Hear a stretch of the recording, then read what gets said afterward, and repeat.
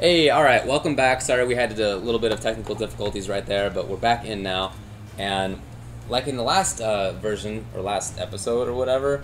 Segment. Yeah, I mean, we split it up into episodes, so segment or episode, who cares? Anyway, now we're going to be talking about Soul Calibur 5 at MLG. We just talked about Mortal Kombat 9 at MLG. We just want to kind of introduce these fighting games to people who might not be familiar with the fighting game genre and don't really have the ability to understand what's going on when they watch one of these games.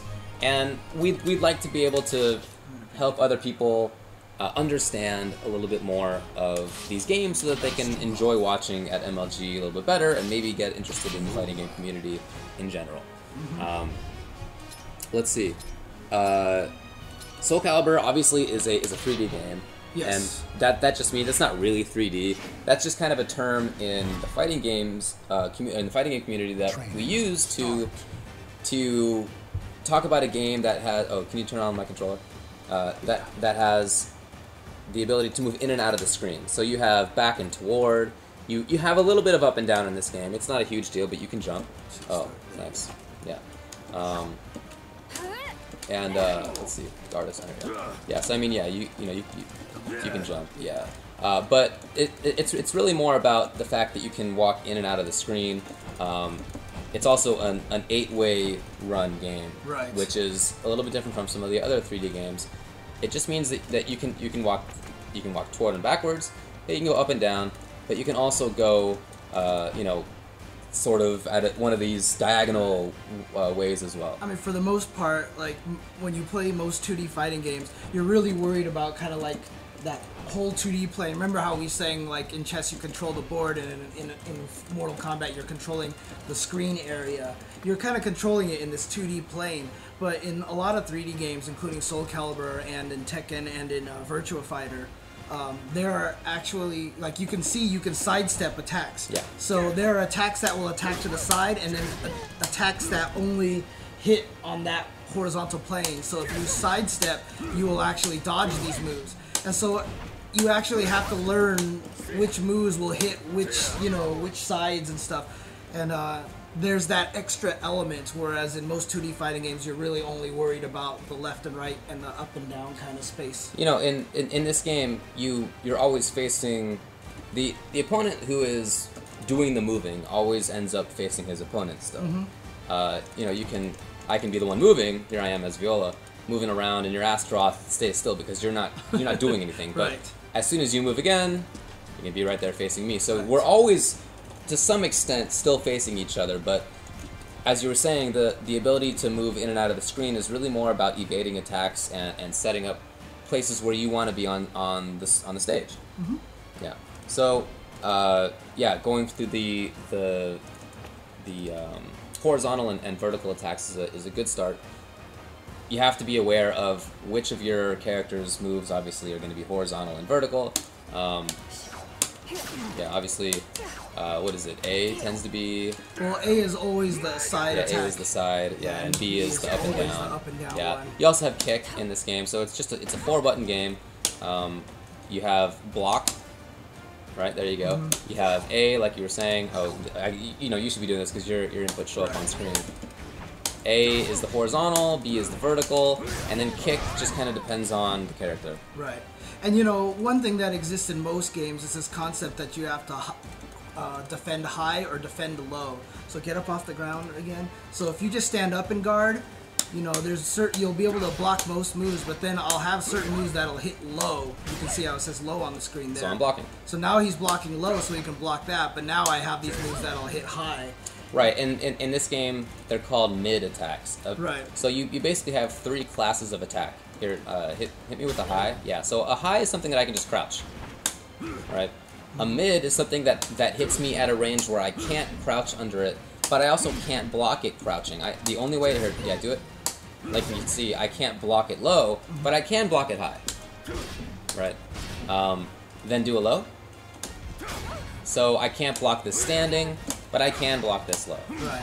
I mean, in most games, like high or low is an important concept, especially in 2D games. But in 3D games, it's huge. It's more of the game is gonna come from this high-low kind of mix-up situation. Right. And you can also here just do low attack.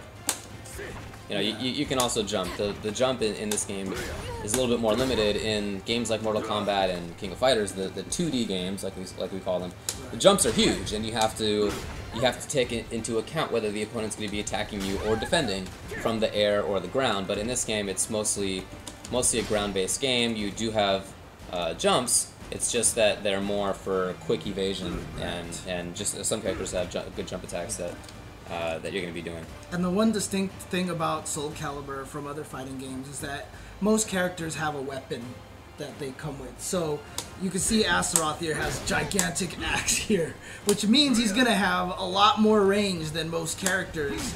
And so he's going to want to play this distance game. So for certain characters, you're going to see them always try to maintain this distance. But then there's some other characters like Lei Sha, or like Maxi or something, who have shorter range weapons, and they're always going to want to stay in your face because their moves are a lot faster, but they don't have a lot of range. So you're going to see this kind of dynamic between different characters. So like we were talking about in Mortal Kombat, if you have a Cabal, like you were showing, just doing these instant air gas blasts or instant fireballs, in the air, he can do what's called zoning. He can make it so that the opponent has to, or that he can keep the opponent in a particular spot on screen relative to him at a certain zone. Right. And that comes up in every fighting game. Every fighting game is to a significant extent about the space between the two characters. And in this game, like you were saying, Astaroth has a couple of moves that can keep people out.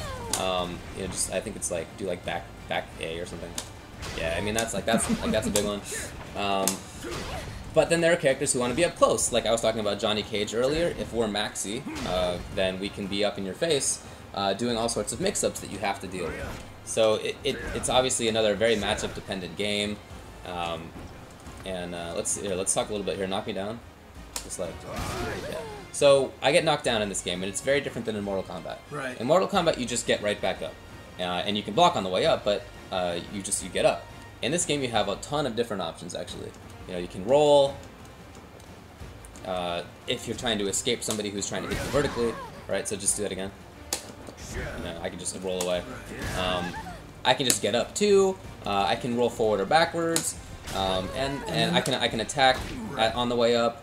I have different options, and of course, you're going to be using these different options in different situations. If you think that the opponent is going to be trying to pressure you in a certain way, you want to pick the one of those options that's going to get you away from that. In 3D games, it's this knockdown and wake-up game where you're rolling around trying to avoid is a really important scenario. Oftentimes, we talked about combos.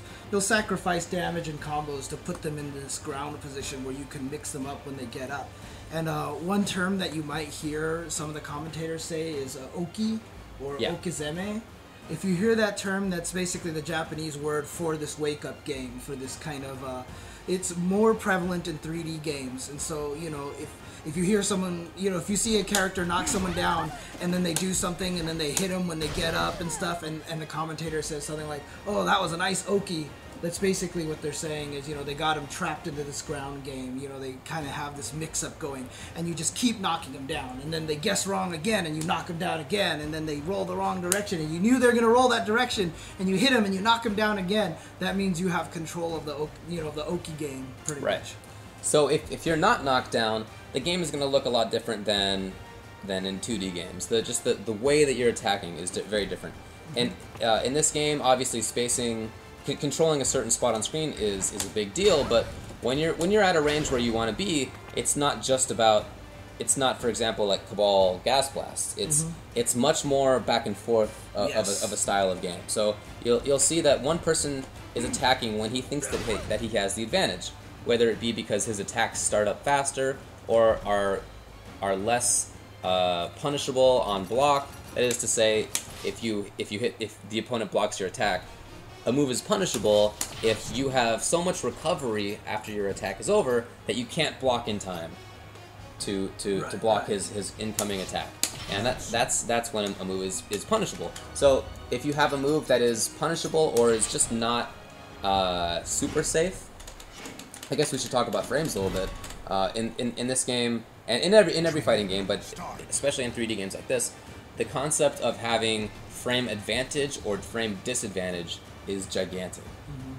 different attacks are different amounts of advantaged on block. That is to say, they leave you at a positive or negative, like, oh, this is really the hard. best way to describe it is that you know, if I have a move that's really slow, for example, let's do this move right there, right? So if I hit him, you see that I knock him into the air, and I can go for a combo like we talked about earlier, right? So obviously you got to ask yourself then, why not just do this move all day? Because if I can just keep doing this, and then I can get big combos on him. The reason why is because after they block it, you know, I have delay. So it's just this kind of concept that, you know, more powerful moves have a bunch of lag towards the end. So if it does get defended, it can be punished.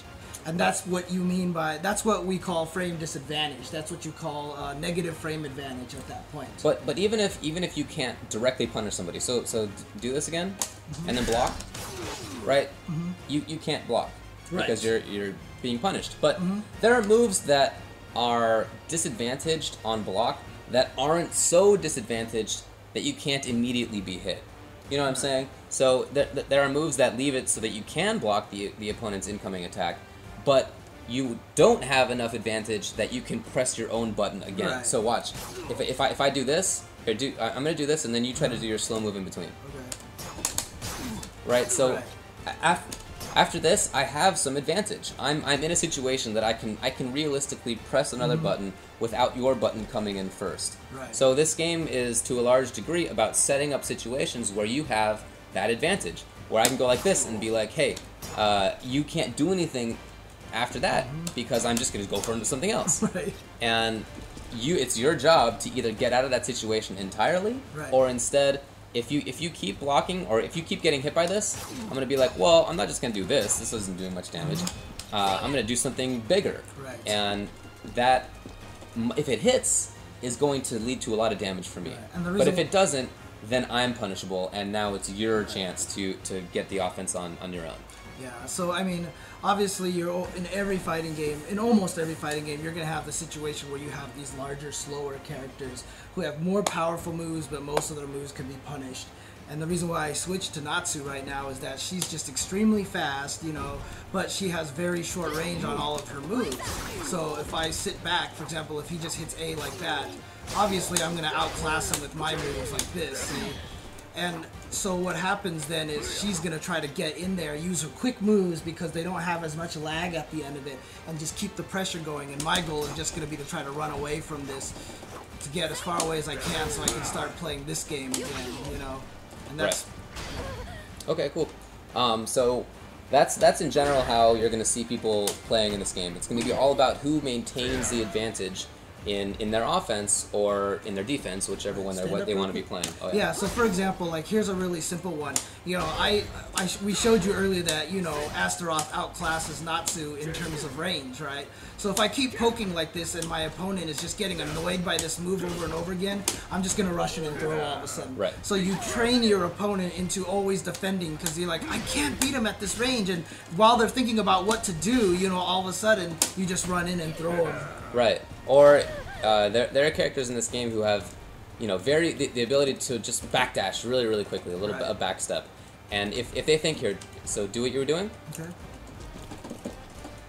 Right. No, so I mean, do that. Yeah. Okay. So if I'm at a range that is bad for me, instead of standing there, instead of even just blocking, I can backdash a little bit and get away.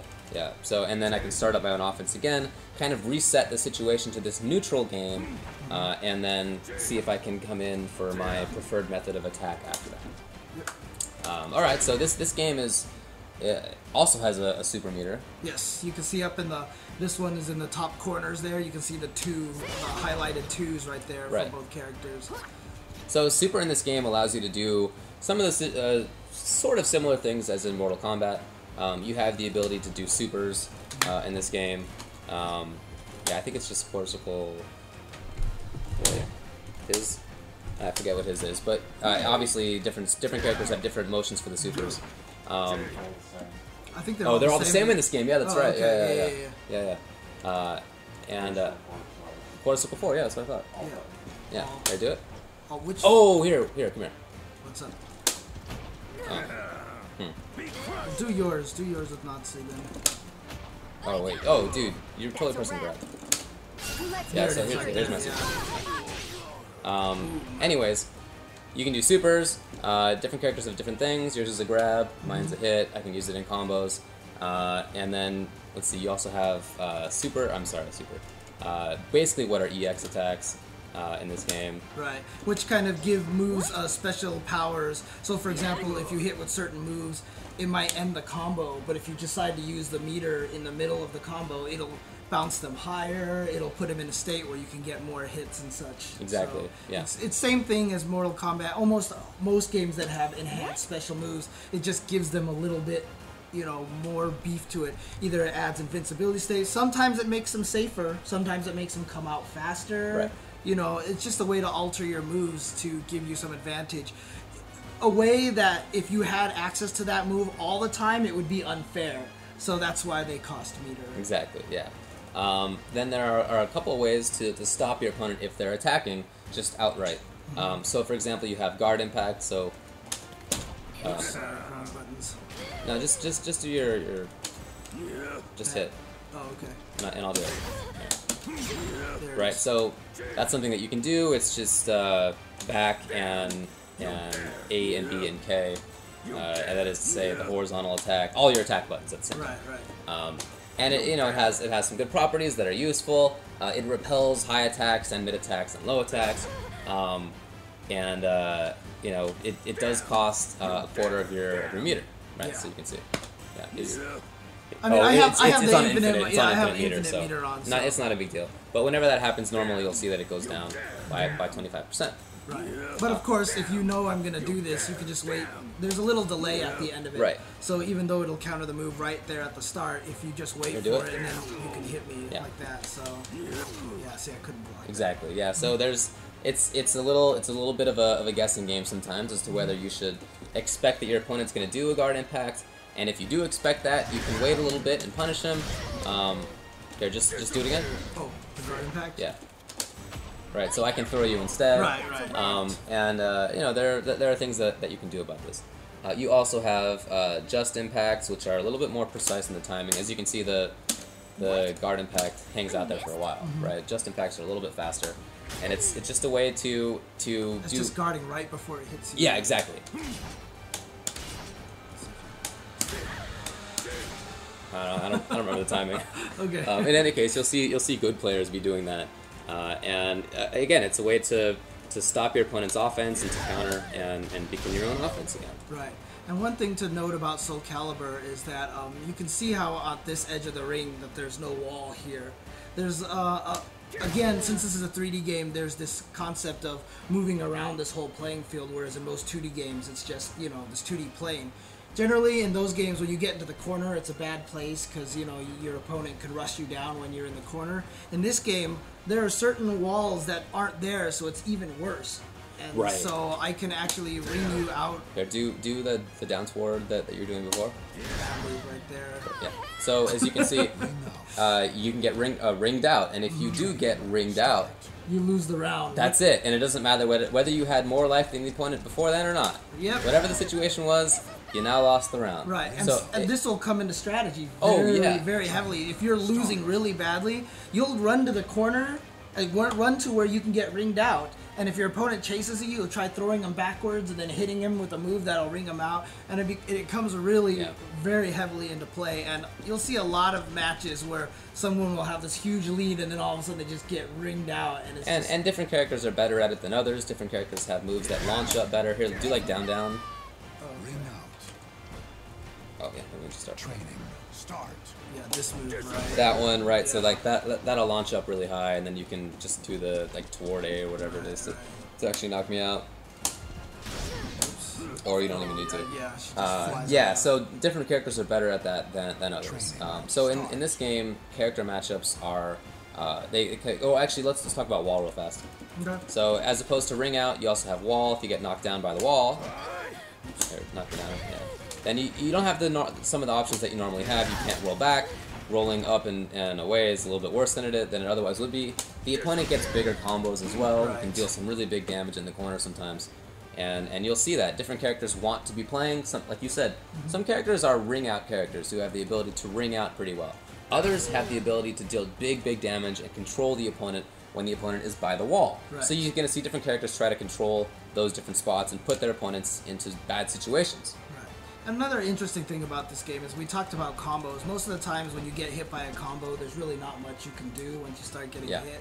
In this game, however, you know, to prevent yourself from getting wrung out and stuff, there's this concept of air control. Yeah.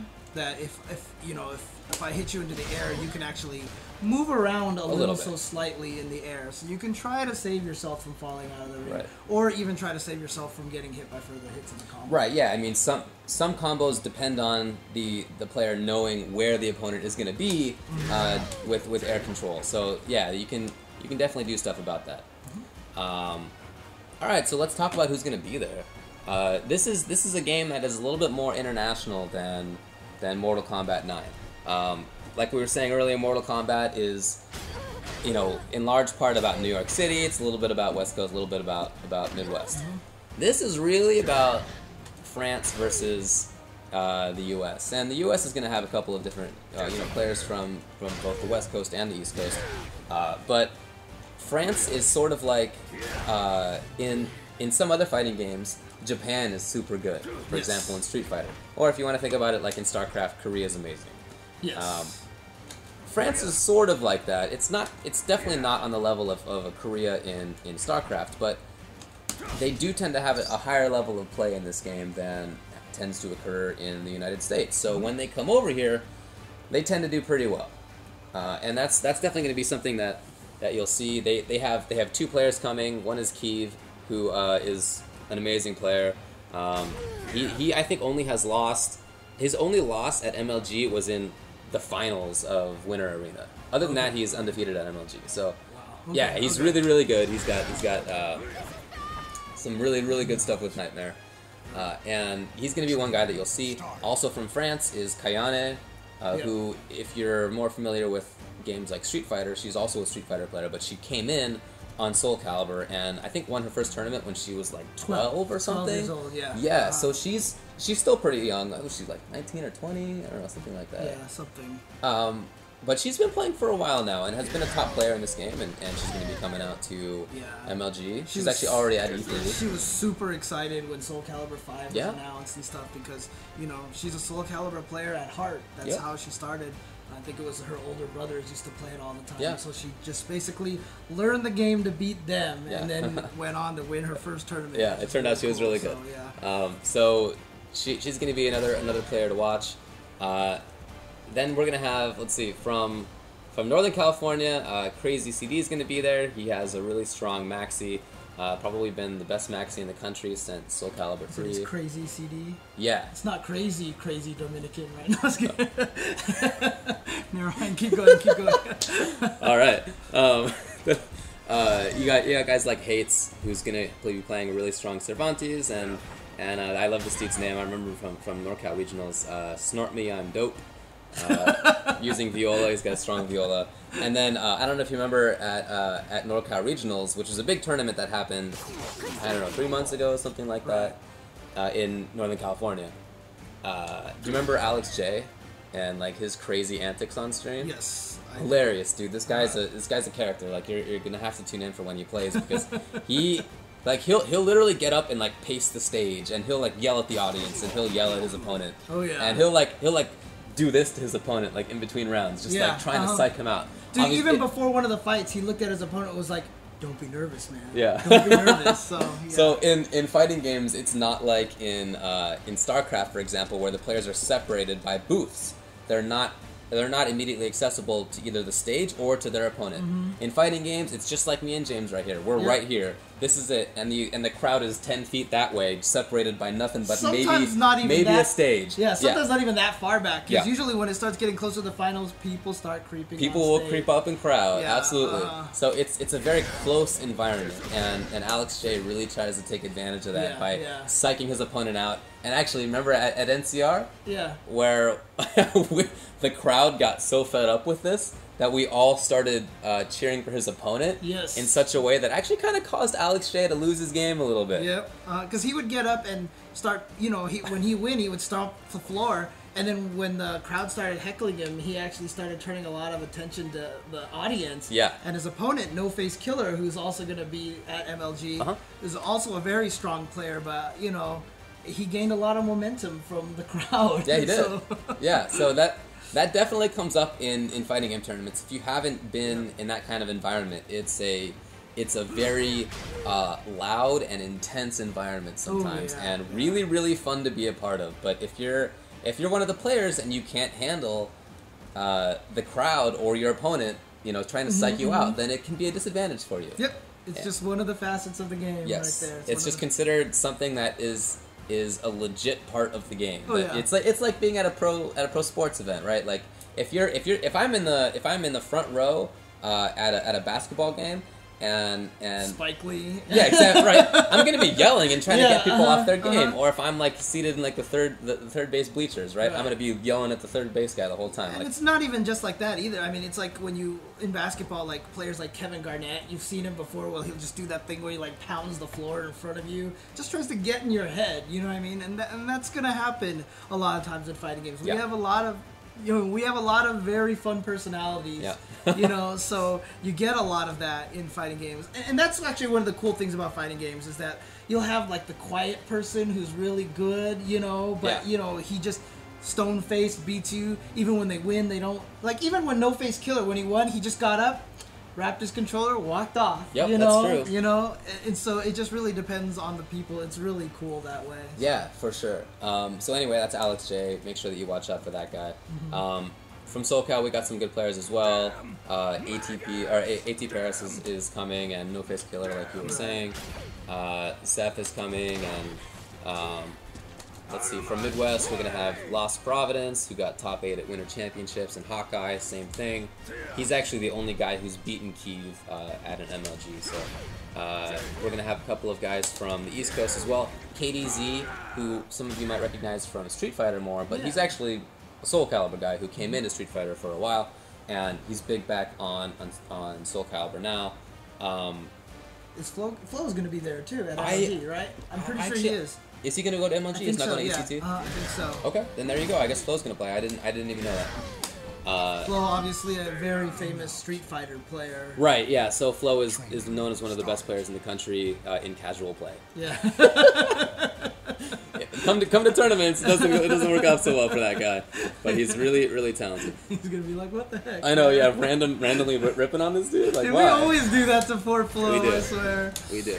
RTD is going to be there. He got second place at Winter Championships, and also there is going to be there from New York City, Ramon, who got second place at Winter Brawl, and has basically been winning everything, but wasn't able to get to MLG Columbus. So we're going to see him in his first chance, at this MLG, I guess. And I guess we'll see who takes it between the U.S. players and the French players. It's 1-1 so far. Yeah, and it's not even. And the funny thing is, U.S. is still kind of East Coast, West Coast, right? So it's East Coast, West Coast, and France. So there's like like a three-way kind of thing to prove right now. Exactly. Also, one thing someone in the chat mentioned that we did forget to mention. We were talking about how in Mortal Kombat, when you block regular attacks, you take little chip damage, right? Ah, yeah. In this game, you don't take chip damage when blocking, moves at all. But you have a guard meter that if you block too much, you'll see your energy bar start flashing. So it's actually something really important to pay attention to. If you play overly defensive, your bar will start flashing to the point where, you're not human anymore. Yeah, you are no longer human. Okay, there we go. So if he blocks all day, I don't know if it'll do it in training mode or not, but yeah, and obviously different attacks have different. there it is. Yeah. See. Now it's red, and you see the guard break there. Now I get a free combo. So, being overly defensive in this game is a very bad idea. Right, yeah, it's definitely disincentivized by the game. There was another player who's coming to MLG this weekend. It's Tokido.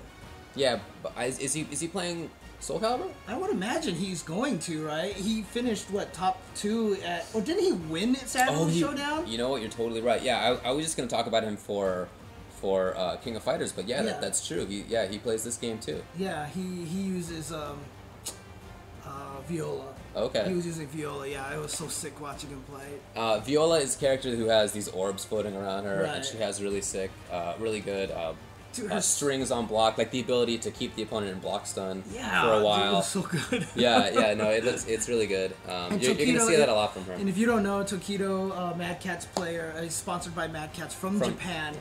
In Japan, he's certified a genius, and it's very much because he has he's in Tokyo University, which is like one of the hardest schools to get into, and it's really easy to see why, because every game he touches, he's a top player in. Yeah. And it's ridiculous. I mean, he's gone to tournaments before. I think it was like CEO last year or one of these tournaments. He walked away with like 5 medals hanging around his neck because he was just beating everybody. It was one of the SERs, I think it was too. He like won 5 tournaments and at least like finished top 3 in every other game. That guy's I believe ridiculous, it. so. He's a really strong player, so look out for him too, I guess. Yeah, if you guys aren't familiar with the players in the fighting game, you may have seen a video where someone got up and did an Akuma pose, with the thing shining on his back. Yeah, that was Tokido right Yeah, there. he's so. he's a character. He's a character Yeah, too. so Like, he's another one of these guys Yeah. who likes the showboat in a lot Yeah. of ways, for sure. It's very... And he's also known for picking whatever the cheapest thing is and just going with it. Yep. So I'm not surprised that he uses Viola.